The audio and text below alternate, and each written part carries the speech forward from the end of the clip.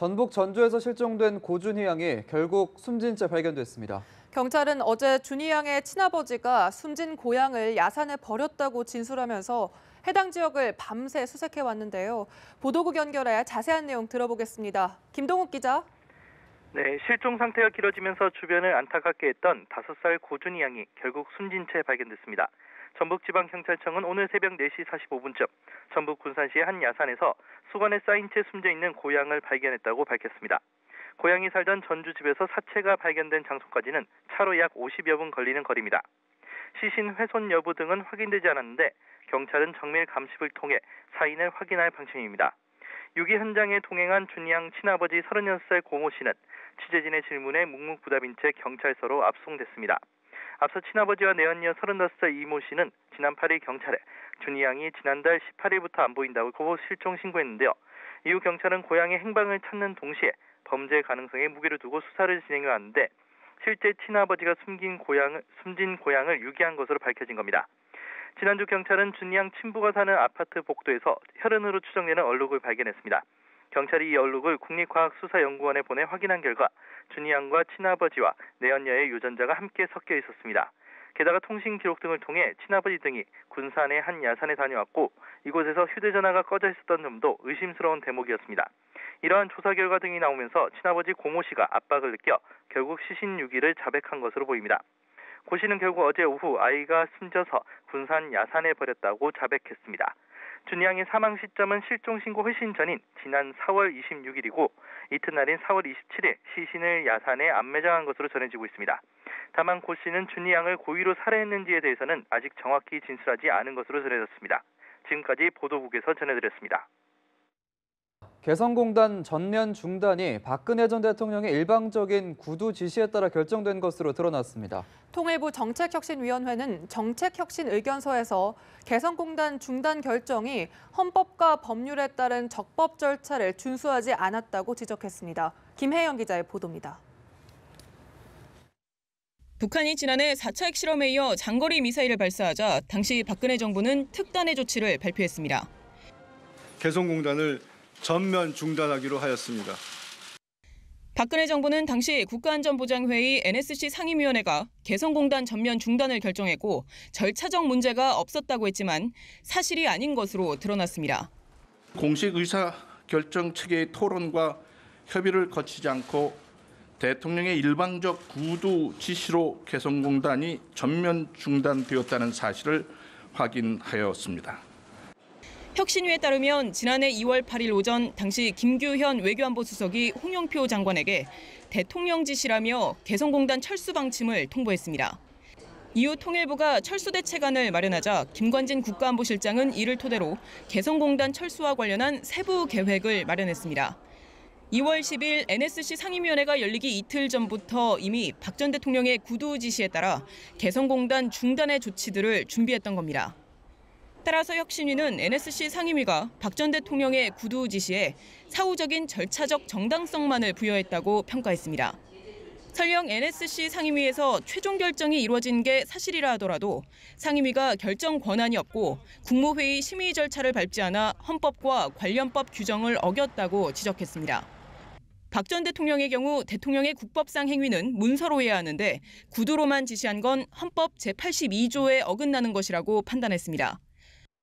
개성공단 전면 중단 결정은 법률을 뛰어넘는 초법적 통치 행위로 이루어졌는 바 안보적 위기 상황에서 고대 정치적 행위를 하는 것이 가능하다고 하더라도 해당 조처는 헌법과 법률에 따라 적법 절차를 준수해야 한다고 생각합니다.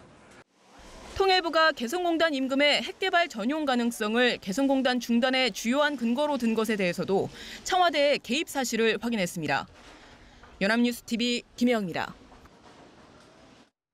개성공단 기업 비상대책위원회는 이처럼 개성공단 전면 중단이 박근혜 전 대통령의 일방 지시로 이뤄진 것이라는 발표와 관련해 정부의 사과를 요구했습니다. 개성공단 기업 비대위는 입장 자료를 통해 통일부 혁신위 발표는 개성공단 전면 중단이 위헌적이고 위법적으로 이뤄진 것이 드러난 것이라며 정부는 공식 사과하라고 밝혔습니다. 비대위는 정부가 원상복구 차원에서 개성공단을 재가동하고 개성공단 전면 중단 결정을 내린 관련자를 문책하라고 촉구했습니다. 일본 정부가 문재인 대통령의 한일 위안부 합의에 대한 입장 표명에 대해 위안부 합의를 유지해야 한다고 항의했습니다. 교도통신에 따르면 가나스키 겐지 일본 외무성 아시아 대양주 국장은 주일 한국대사관 공사에게 위안부 합의 유지 이외에 정책적인 선택지는 없다고 말했습니다. 나가미네 야스마사 주한 일본 대사 역시 임성남 외교부 1차관에게 같은 내용의 일본 정부 입장을 전달했습니다. 교도통신은 일본 정부가 한일 위안부 합의를 한일 관계의 기초로 위치시키고 있다며 문 대통령에 대한 반발을 강화하고 있다고 설명했습니다. 네, 또한 일본 언론은 위안부 합의 검증 TF의 결과 발표에 대해 합의 이행 지연 의도, 한국 불신 등의 단어를 동원해가며 한국 측을 비판하는 데 지면을 할애했습니다.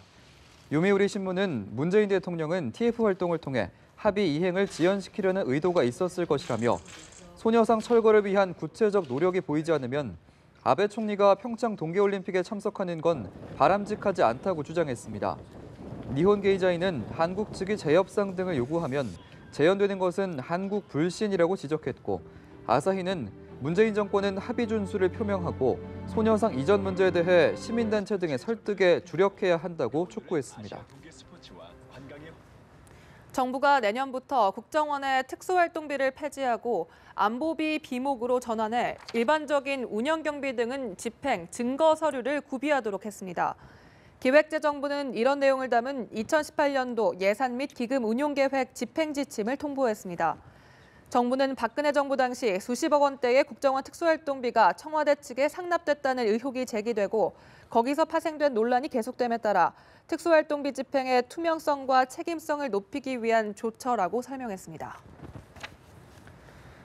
다스 비자금 의혹을 수사 중인 검찰 수사팀이 다스에서 근무했던 격리팀장을 참고인 신분으로 소환했습니다. 지난 26일 출범한 수사팀의 수사가 본궤도에 오른 건데요. 비자금 의혹 등을 제기한 고발인 조사도 동시에 진행하는 등 수사에 속도를 내고 있습니다. 박현우 기자입니다. 다스 비자금 의혹 수사팀 출범 이후 첫 소환 조사가 이루어졌습니다. 서울 동부지검 다스 고발 사건 수사팀은 최동영 전 다스 격리팀장을 참고인 신분으로 소환했습니다.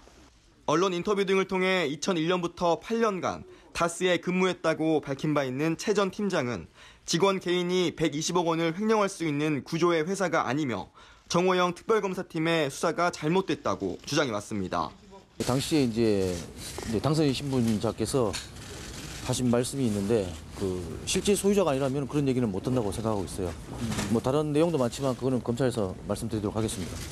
수사팀은 이와 함께 비자금 의혹을 제기한 참여연대와 민주사회를 위한 변호사 모임 관계자 등을 고발인 신분으로 소환했습니다.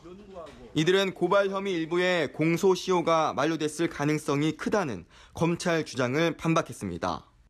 다스의 그 비자금이라는 게 2008년 2월이나 3월경에 120억으로 불려져서 환수된 것으로 이렇게 파기되고 있는데요. 2003년도 횡령 범죄가 끝난 게 아니라 2008년 2, 3월까지 횡령이 계속됐던.